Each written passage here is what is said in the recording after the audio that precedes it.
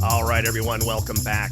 Today we're talking about the death of the barber and the dawn of the 1980s stylist. Plus, Chris makes the outrageous claim he can spot a toupee from 100 yards away.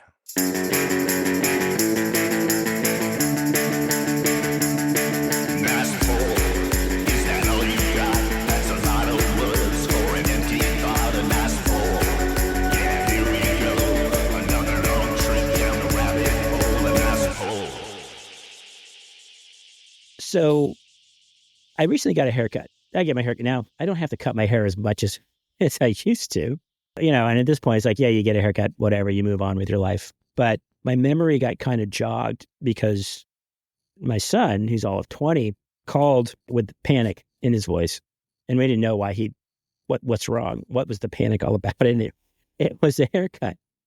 And he sent a picture once we figured out, okay, this is not an emergency. And let's just say it was really bad. Just a poof of hair on top of his head. Had pretty much long, almost shoulder length sort of hair, right? Pretty good set of curls, pretty thick. Okay. Wow. I envy him. Good for him. Well, yes, he didn't have that anymore. He kind of had that on top, but it kind of looked like it kind of looked like somebody had hacked it down into, like, I don't know, a couple of Brillo pads. And then it was shaved like all the way around. It was buzzed all the way around. So obviously you didn't ask for this haircut. You weren't facing the mirror, right, when he was cutting it. You didn't give him a lot of direction, or he didn't give you a lot of updates. And, he spun around and almost, long story short, one of his roommates had a pair of clippers and managed to just salvage it by saying, you know what, got it kind of like a blank canvas. He'll take most of the rest of that off and starting from scratch. Now, Chris, it just sounds like, by what you're describing, like a poodle mullet is what it sounds like. Well, it wasn't even a mullet because it was like a buzz on the sides. And yeah, it looked like a, I don't know, Richard Simmons kind of vibe on top or something, this kinky, curly. It was a disaster. But again, he fixed it, and he's 20 years old, and it's not a big deal. But I remember the crapshoot that a haircut really was.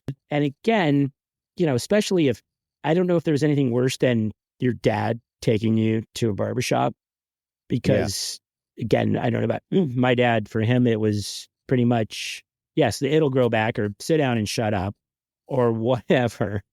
So I could just remember how something like a haircut, when you were 13, 14, 15 years old, a bad haircut was essentially the worst thing that could have happened to you, right? Because especially what you were trying to, again, we're trying to have a certain look we talked about last time, whether it's parachute pants, whether it was whatever, but to have a bad haircut was the end of the world. Yeah, I think it was pretty bad for guys. I think it might have been even more traumatic, maybe, depending on what age we were for a girl, for sure.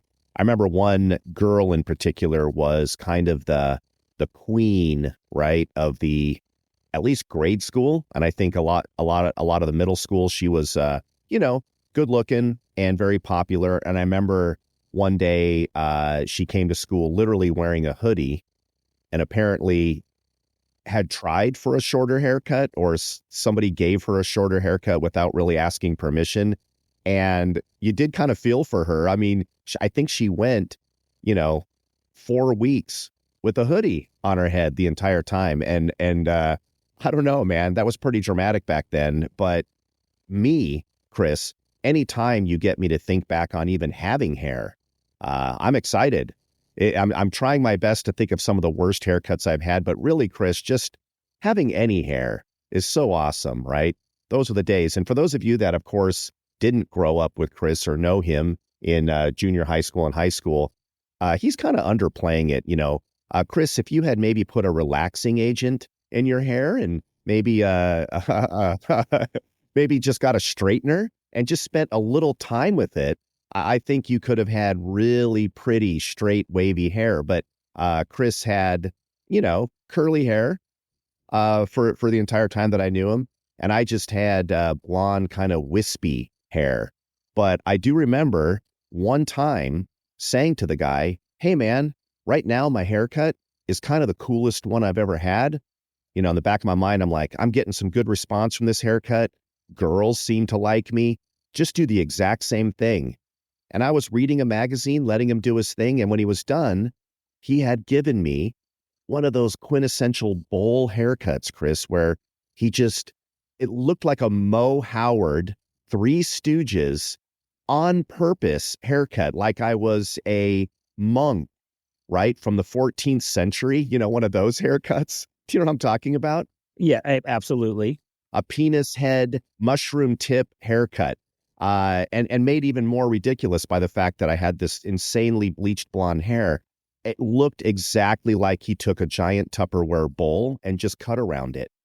So that was a hard one to come back from, because just like your son, I had to then march into the very next place I could find and have them cut it even more, to the point where it almost looked like I had like a military haircut, which, as you know, Chris, back in the 80s was not cool.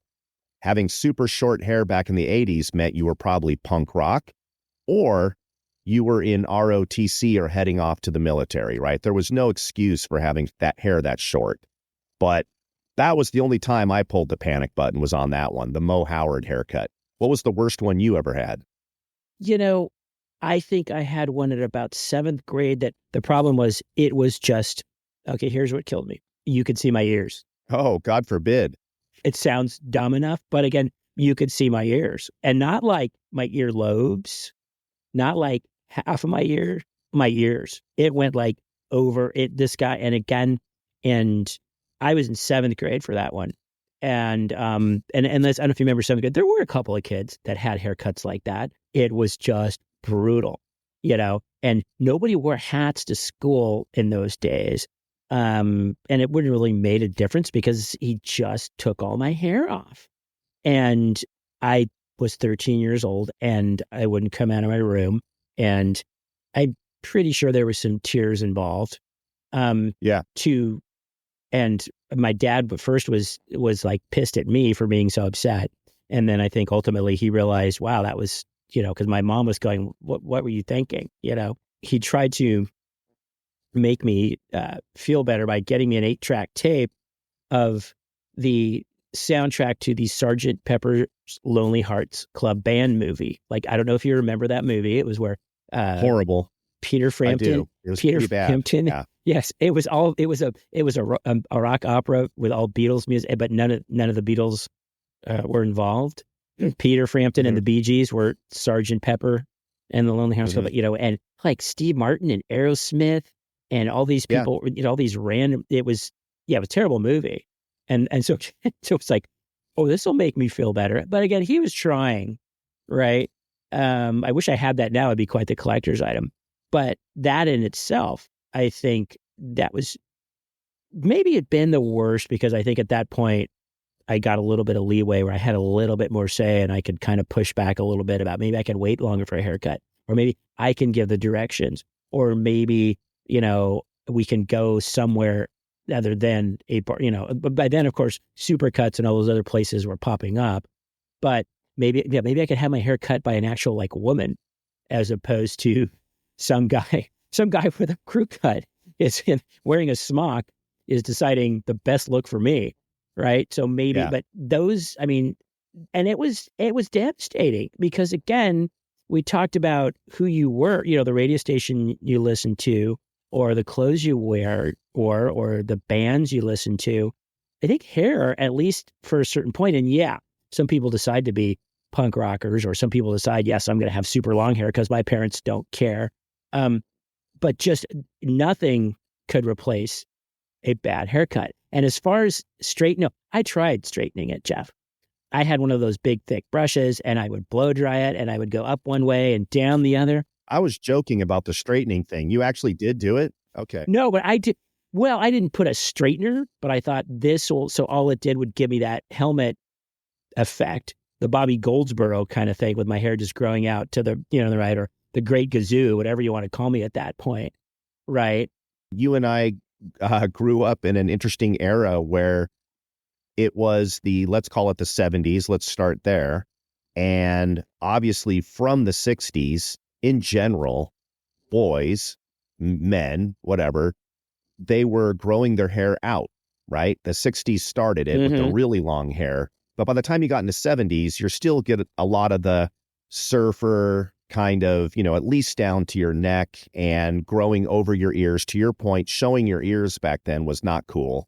Your hair definitely had to be over your ear at least. But what did we have as a hairstylist? Well, back then we were still in kind of a really a gender specific, thing where girls go to a stylist. Guys don't go to a stylist. Guys go to a barber. And these barbers, they're just old dudes, right? They're like World War II vets that are like, I don't fucking know how to cut a hair this way. God damn, you look like a girl.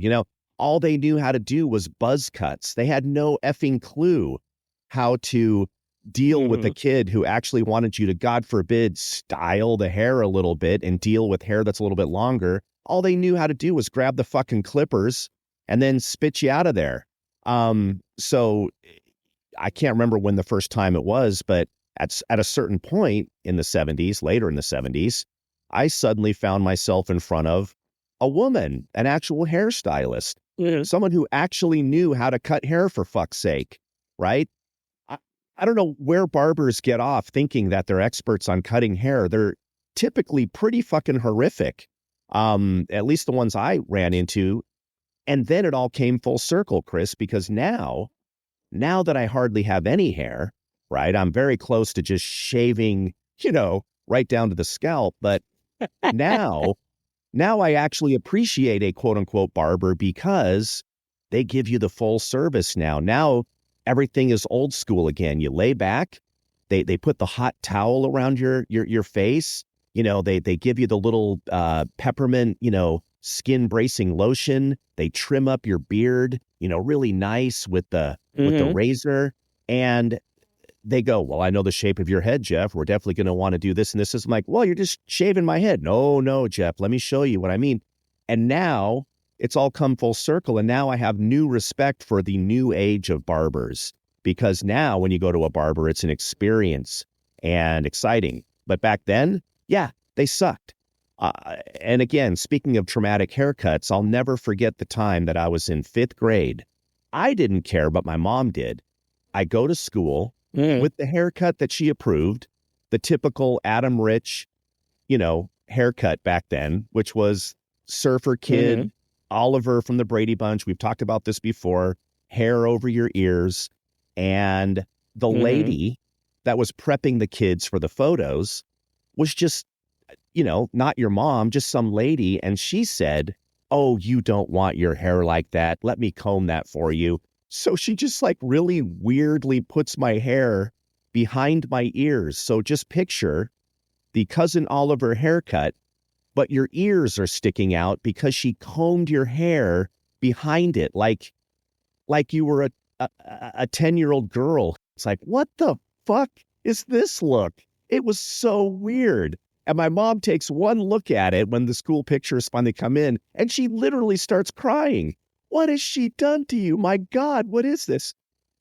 So you're right. In this case, it wasn't even me. It was my mom having a nervous breakdown. It's fucking hilarious. I had a similar experience, but it was in the positive one. Yeah, somehow, and this was still a couple years after. And I think my mom finally decided that maybe she should, I don't know how, that she could get involved. She can be involved, because up to that point in time, my mom had never, ever been involved in any of my haircuts. And yes, I got to go to a place called the Village Hair Loft, which is down on Lake Murray Boulevard, and Lake Murray in Baltimore, and to be specific. And for some reason, she decided that the woman who cut her hair was going to cut mine.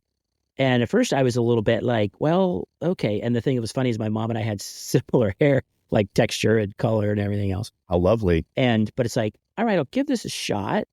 And then first of all, I go in there and it's like, yeah, it's full of like attractive women. And I'm like, well, this isn't bad. This is not a smelly old barber shop, right? There's no like, brown, soiled, issues of Playboy or Popular Mechanics laying around.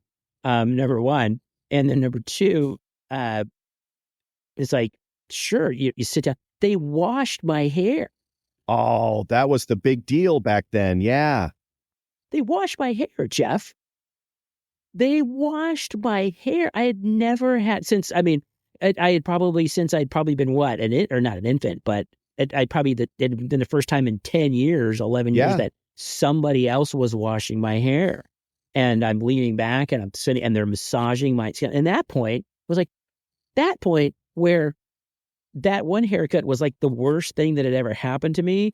This was one of the best things that had ever happened to me. Yeah. It's like, and then of course it came out and it was styled and it was not too short. And I had 25 and 30-year-old women telling me how great it looked. And Sure. I'm walking out, and I'm wearing I'm wearing a Terrycloth lightning bolt shirt, and with my 501s and my Pumas. And I'm thinking, wow, I am pretty freaking cool. Right. Yeah. And, First of all, I forgot that lightning bolt even came in Terrycloth. You're right. I totally forgot about the Terrycloth shirt. That's amazing.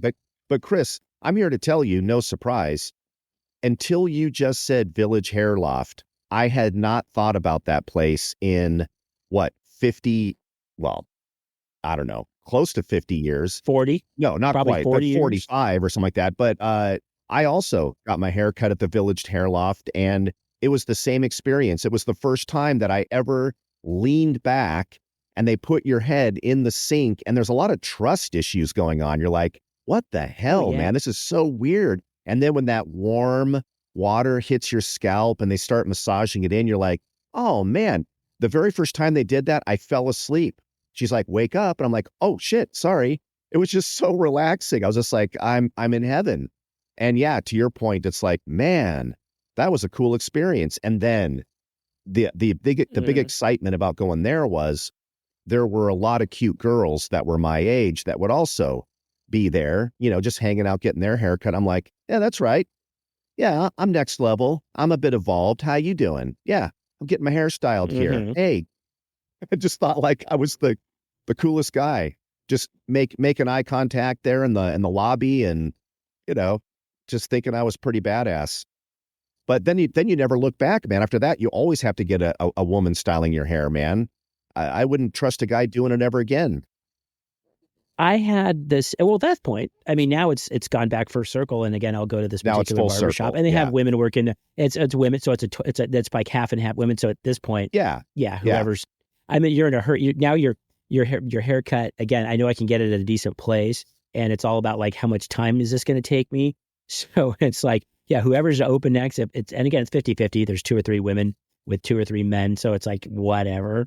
But at that point in time, there was a period where it's like, I'm not having a guy touch my head again. It's like they know what to do, and in a sense, it was just like, yeah, if a woman says it looks good, if a woman likes your lightning bolt Terrycloth shirt, right, then that's all that really at that point in time, especially at like 15 years old, that was all the validation I needed, right? And then on top of it, it was a cool haircut because it was longish and you couldn't see my ears. And I just felt like this is how it's supposed to be, and I probably, and to me, like I said, it was a turning point in my life in that regard. Yeah. And I actually went through a period of time where I had the same woman and she went from shop to shop to shop. I had someone from like a 10-year period cut my hair. It was like wherever she was.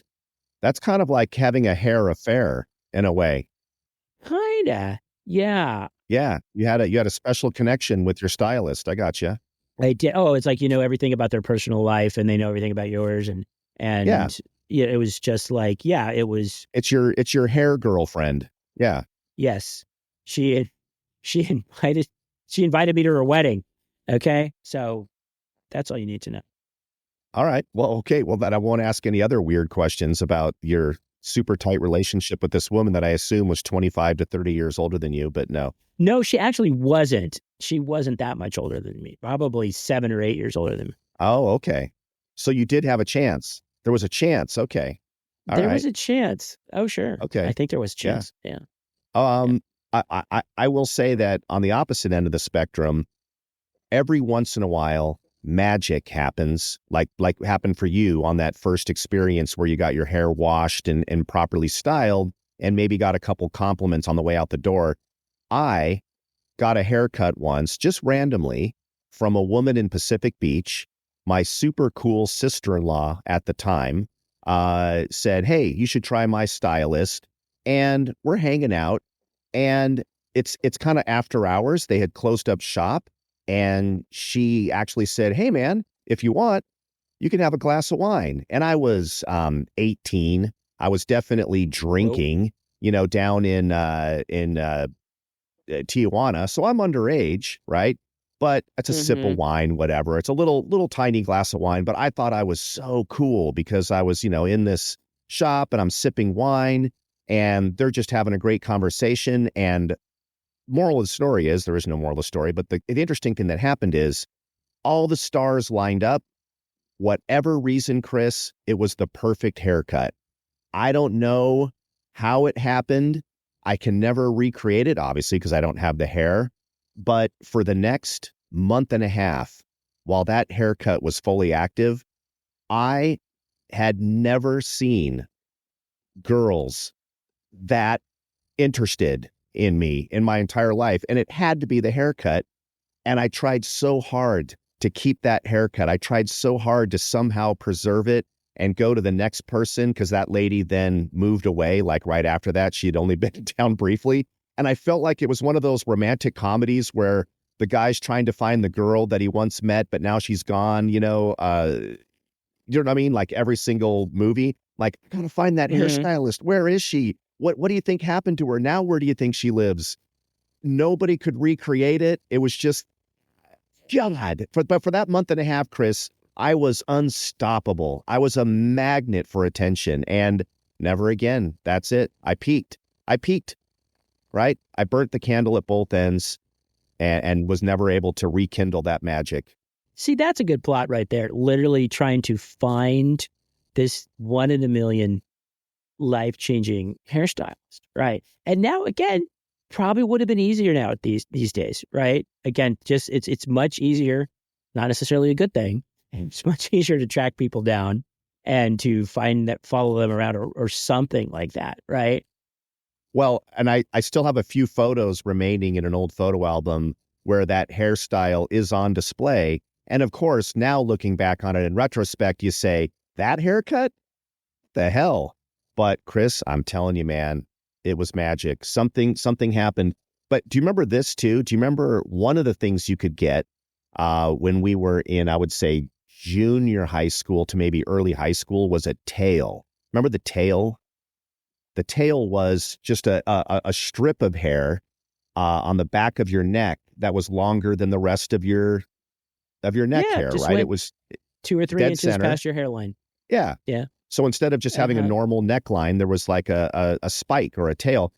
I thought that was such a subtle thing to do. And I came home one day and my mom goes, don't get one of those tails, please. Just be a normal kid.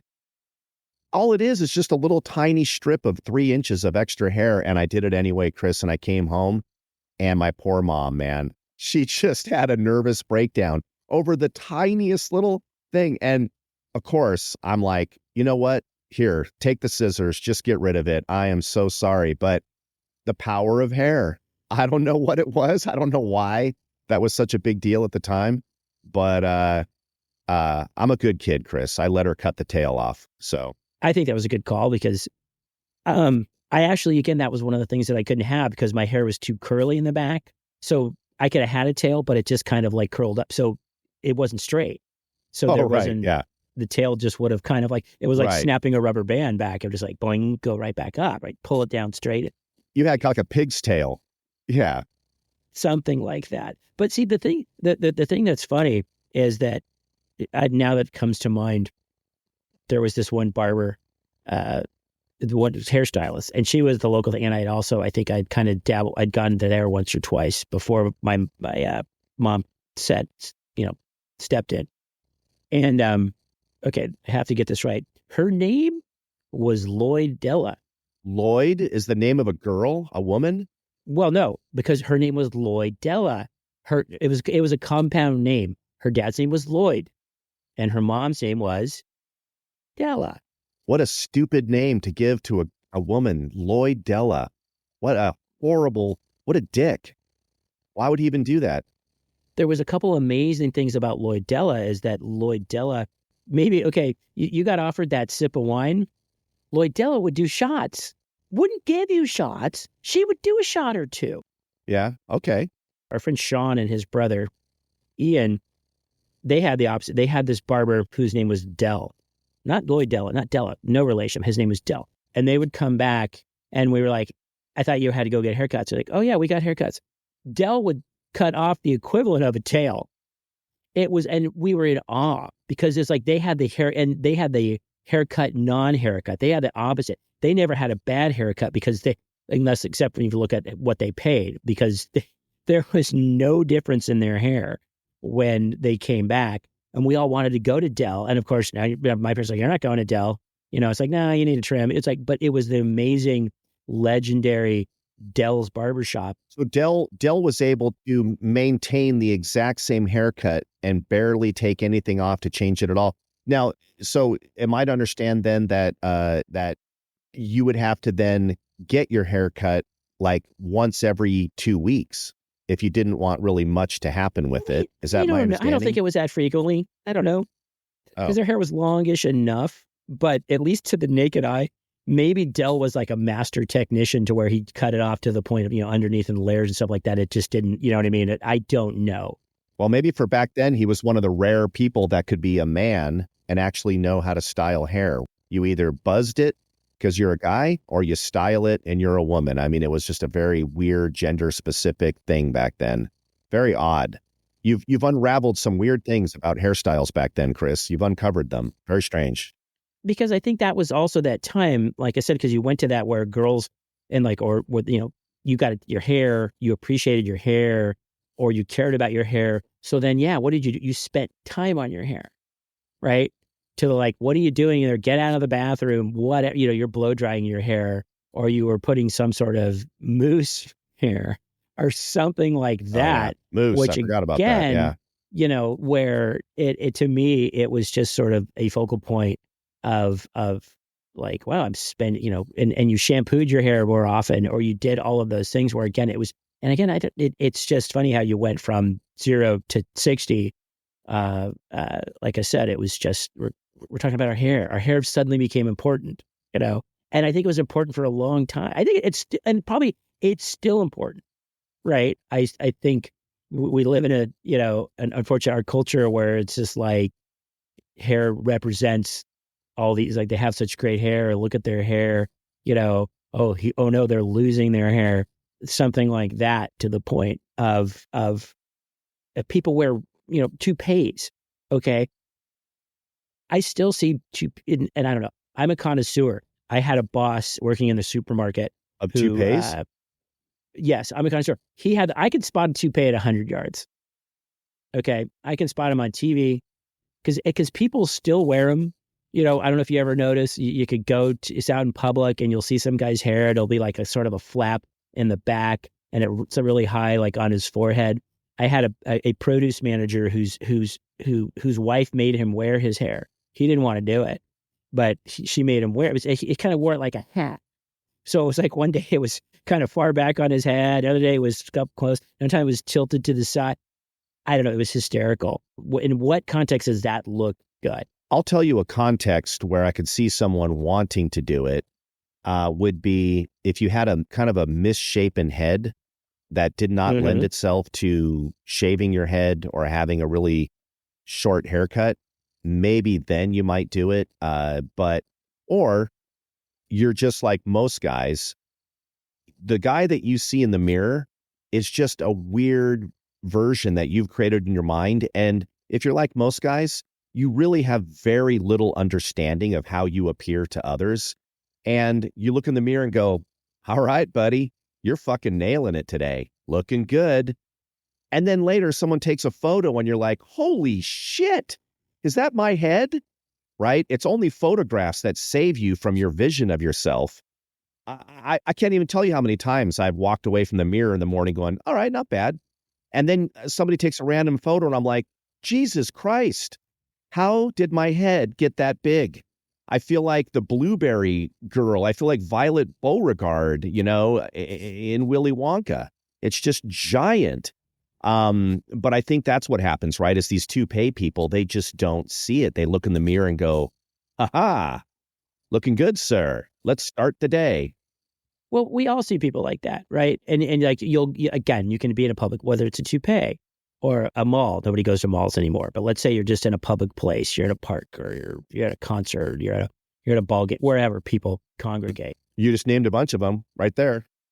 All right, but yes, I know, like I really need to set the scene more. But you see somebody and you go, do you have any mirrors? Okay, you got up today and thought, yeah, this looks good. I look Yeah. good in this. And I'm the last person. I Right. avoid puddles. I don't even want to see my reflection in a puddle, okay? Because I have that fear. And you're right. It's like now we have that instant gratification where at least if somebody took a picture of you, you might not see that picture. You might never see that picture, okay? But at least you weren't going to see it. Unless it was a Polaroid, you weren't going to see it for weeks at a time or maybe months or whatever. But now it's like somebody takes that picture. It's like, oh my God, delete that thing. Look at my head. Yeah. You know, like you said, look at Chris, how I look at these clothes. It's like I'm hideous. Get rid of that thing.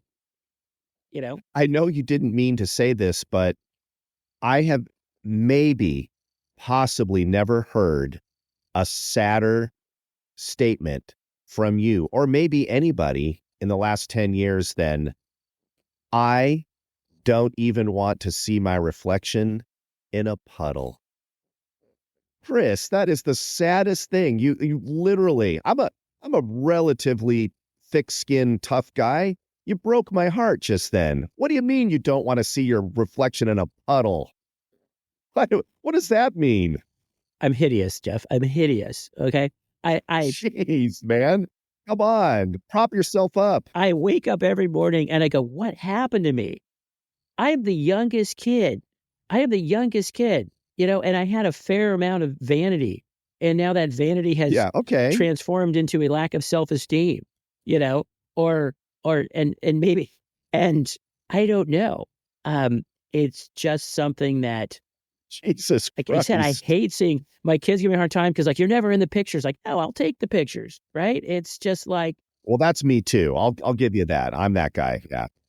we'll do a selfie. It's like, because then I'll look, it's like, yeah, so that's right. Let's make my head look bigger in that selfie. Let's bring that camera in, you know, close. I don't know. It's just something that it's whatever insecurity. I'd rather just stay kind of behind the scenes, right? And there's so much of it now because you're right. I can relate to I that. think Yeah. nobody likes the way they look. Nobody likes the way they sound, right? I mean, well, I say nobody, a lot of people, right? And they would say, like, is that how my voice sounds? It's like, yeah, that's how your voice sounds. Like when you used to hear it on an answering machine, right? Or you're on a video tape, right? It's how you sound, right? Yeah. Or right, that's a how you tape, look. yeah.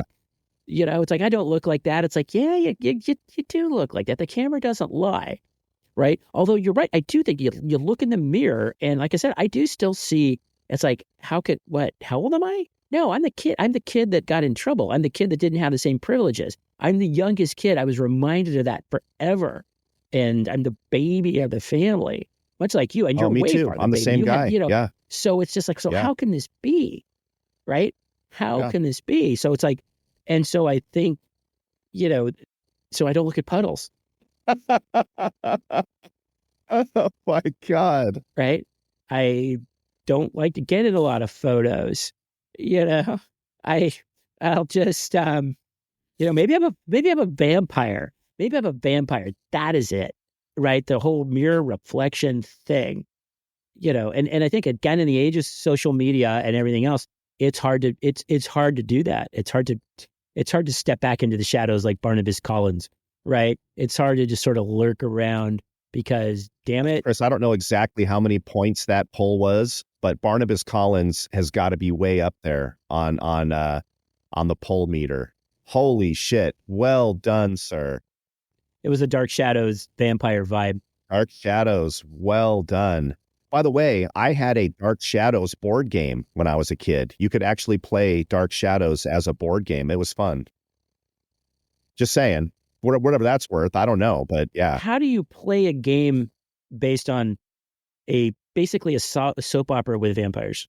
What, how do you win? How do you win? I know, right? It was just like any game where you start at the beginning and you want to get to the end, and all the characters eventually make it to the end, and you draw different things, and they're all episodes, I presume, from the soap opera, like the things that happen to you as you're getting to the end. And I think there was a coffin involved too, and you got to make it to the coffin or something. I'll have to look it up again, but it was actually kind of a fun game.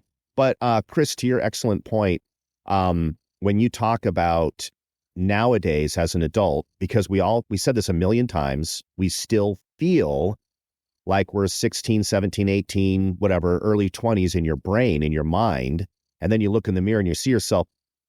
And I used to kid myself like, well, I mean, the camera definitely adds pounds, right? 10 pounds. But one thing I have learned over the years, the camera doesn't add chins. That's on you, buddy. Right? That's on you, man. Literally. So I have had to come to a reckoning many times where I'm like, Jeff, come on. The one thing that I just don't want to do is end up with 3 chins. 1 extra chin, maybe, not 3. Come on. So, well, Chris, you may have heard this before, but I'm on a very intense plan where I'm going to lose weight, and I'd rather look sickly. I think I would rather look sickly than have the giant bullfrog neck where you have the, I don't know how to explain it, but it's just, yeah, it's not a good look. It's like a bloated bobblehead. Yeah. Like a waddle. Yeah. Like just sort of that. Yeah. No, I get that. Yeah. I got the loose skin. Yeah. But I'm never going to have plastic surgery. There's no point, but also at the same time, come on, man, be kind to your neck, Jeff. Be kind. No, I get it. I totally get it, because I think, again, because we're getting our pictures taken all the time, and we're expected to put pictures up on social media, and we're expected to even have like pictures for work, and it's just like, and it's the harsh reality of not being that kid anymore, right? Like you've got sons in your 20s, and I do too, and it's just like, and man, there's a, certain amount of, I don't know. I don't want to say envy, but it was just like, man, that was good. That was. I'll say it. Envy. Oh, it's envy, my friend. Oh, no, just say it. Oh, yeah. No, I love, that's, one of the things that's so awesome about both my kids is I can definitely see a younger version of myself in them. And it's really cool to go, oh, yeah, now I remember, very cool. And Chris, I mean, I know you already know this, and I'm not saying that your son, I'm sure many people think that he takes after your wife. I don't know your wife too well, but when I see the occasional picture of your son, it is creepy how much he looks. I mean, it's like he looks so much like you down to the hair. Well, up until recently, down to the hairstyle. I don't know what's going to happen to him going forward, but wow, it is pretty cool. It's a clone of Chris Alvarez, and it's literally like going back to, I guess, whatever, the late 80s or something. But yeah, how cool, man. Yeah, you got most of your chromosomes, that's for sure. You hear that, but then always but again, my response, even from a young age, is, well, hopefully he'll grow out of that, right? Because I think it's like, does the world really need another me? So, and I think your same thing as yours. I've seen the, again, meeting one of your sons and seeing other photos. It's like, yes, if someone had said, hey, whose son is that? I go, well, that's Jeff's son. And that's also Jeff's son. Sure. So I think, yeah. And is that, and see but that's cool in the sense, again, getting back to when I was a kid, and even to this day, I was told that I look like my mom. Okay. And first of all, pretty accurate. Second of all, you don't want to be told you look like your mom, not when you're a guy, right? Do you want to look like your mom? Even like I said, I did make a comment earlier. It's like, yes, we ended up having the same hair person, and we had the same kind of hair, same color, everything else. But you don't, as a kid, as a 14 or 15-year-old boy, you don't want to be told you look like your mom. And remember, there was an episode, of the Brady Bunch. Do you remember the one where Jan saw a picture? Yes, I can already tell you that I do, but go ahead. Okay, and you remember her aunt's name? Do you remember the aunt's name? Jan's aunt? Yeah, well, the Brady aunt. Okay, it was Aunt Jenny. Okay, And like there was a picture of her. And it's like, there's this picture of Jan. Oh my God, Jan, look at this picture of Aunt Jenny, at the time, whenever it was, probably 50 years ago or whatever, which would have made it like 1920. And it was like, look at Aunt Jenny. It's like, she was a spitting image of Jan. Yeah. And Jan's like, oh, wow, this is so great. And then guess what? Aunt Jenny's coming to visit. And Aunt Jenny looked like, I don't know, Dick Butkus. And so then that was the whole point. Because, right, Jan was obviously, and Jan, it's a bit harsh. And Jan was just destroyed by that, right? Because this is my future. Right. She sensed her own mortality.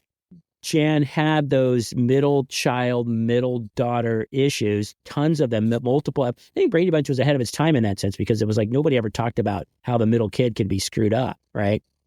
Not until Malcolm. Right. So Jan's whole thing was, hey, I'm going to look like Aunt Jenny and I'm screwed, and then she learned Aunt Jenny was wonderful and talented. And I think she I don't know if it was like connected to famous people. There's, they had to basically explain, maybe you will, maybe you won't. And that then she was okay with it because Aunt Jenny was super cool. But Chris, is it possible that Jan's heart grew 10 sizes that day when she realized that there's more to people than just their looks? I feel like a Grinch That Stole Christmas lesson is coming on here. And by the way, that theme of Jan being felt like she was forgotten and she was the middle child. Man, they played on that one again and again and again. And honestly, looking back on the show, Jan, as it turns out, is one of my favorite characters on that show as I think back with the whole, it's not fair. It's always Marcia, Marcia, Marcia. Take the Brady Bunch, give it to somebody who writes for Adult Swim, and then come up with a super cutting edge, kind of a dark comedy that's animated, and it's a takeoff on one of the Brady kids. You'd absolutely choose Jan. I would choose Jan. I think she has the most interesting story to tell. I don't know what that means, but that's my take on the Brady Bunch. I love the Jan character. Absolutely. We were talking about like TV writers' rooms, right? And these guys sitting around, hey, yeah, let's do another Jan episode. What happens to Jan? I know. I love Jan. Always living in Marcia's shadow. And there was she entered this essay contest and she won. And then they found out that they added the points incorrectly. And so she didn't really win. And they were about to award it. And then she finally, and like Jan's conscience was talking to her. And it was like, it's okay. No one will know. And like Jan basically at the last second stepped forward and say, no, I didn't win. I actually, there was somebody else, Lucy. But she also had, her voice cadence was so, I didn't win. You guys understand, I didn't do that. She just had this like super affected voice that you just can't, I'm doing a horrible impression, of course, but Chris, have you ever seen one of those Brady Bunch movie remakes, the parody ones? I don't mean the actual cast. I've only seen, I think, one. I think I didn't see. Right. Yeah. And so the girl that they got, the actress that they got to play Jan Brady, she should have won an Academy Award for her portrayal of Jan Brady. And there's a scene where she's in a car or something, and they're redoing a tribute to that episode where her voice is talking back to her in her head, and it sounds like this. I have, to this day, I have never laughed as hard as that scene from that movie, crying, holding my stomach. Who knew? Who knew that Jan Brady was the character that would give me the most entertainment? I don't know. Very strange. And by the way, Eve Plum, we talked about this before, but Eve Plum, right, is the only person of the entire Brady cast cool enough to want to have nothing to do with them, beyond a certain point. I think she did the Brady Brides, and she's like, that's it, I'm out. After this, I've got too much going on in my actual life to try to be on part of the Brady Bunch variety hour or going on stage with Sigmund and the Sea Monsters. Come on, man. Right, exactly. I have standards. And I think the first thing that everybody looked at from the Brady Bunch, it was a distraction. It was like, that's not Jan. That's like a fake Jan. That's like 5 of the 6 kids came back, and you're the one that didn't. Yeah. And it's like, that's not Jan. And I don't care what you say. She doesn't have the history. We don't have the affinity. We don't have the anecdotal sort of Jan. It's like Marsha. No, don't even say it. Don't even try. Who knew that Jan Brady was irreplaceable? In my heart, I knew. Yeah. Well, Chris, I think this is one of the first episodes, as I look back on this, where, number one, the conversation really brought back extreme memories in a way that I hadn't expected. When you started talking about hair, I thought, oh, yeah, I've got a couple of hair memories. But having gone through those memories, I guess I'm now having a new appreciation for how much hair meant to us and still does for a lot of people, but especially back then. Especially as it evolved, like we said, from barbers to stylists and then back again. So that was fun, man. I still have fond memories of my hair. I guess all I have is those photos, but and we'll see how it goes with future photos, Chris. Maybe you and I can both get to a place where we can be photographed and God forbid, feel good about ourselves. What do you think? I still won't go outside when it rains. Okay. This is not an episode of the Brady Bunch, Jeff. We do not have an easy wrap up at the end of the episode. Okay. I'll think about it. I'll try. I'll give it my best. But then that voice will be saying, it will never change. I see. Okay. But if you have a good hair story, we want to hear it. Send us an email to nicepollpod@gmail.com. nicepollpod@gmail.com. There's probably more ahead on this conversation. I think as we move forward, maybe more of our insecurities and vanities and weaknesses will come out. But thanks for your support. I appreciate it. So until next time, Jeff. Until next time, Chris.